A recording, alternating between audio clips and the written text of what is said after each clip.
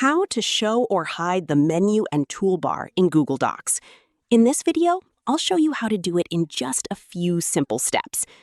First, open Google Docs in your web browser and open the document you want to edit. At the top of the page, you'll see the menu bar with options like File, Edit, View, Insert, and more. Just below that is the toolbar, which contains formatting tools such as font size, bold, alignment, and other editing options.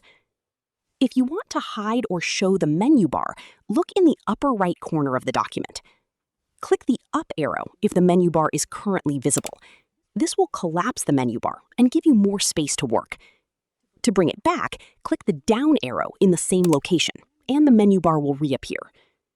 If your toolbar is missing, check the mode you're currently using.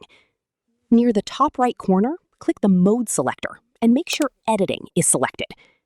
If the document is in viewing mode, the editing toolbar will be hidden. Simply switch back to editing mode and the toolbar will appear again. That's it. You now know how to show or hide both the menu bar and toolbar in Google Docs. If you found this tutorial helpful, don't forget to like this video, subscribe to the channel, and turn on notifications for more Google Docs tips and tutorials. Thanks for watching, and I'll see you in the next video.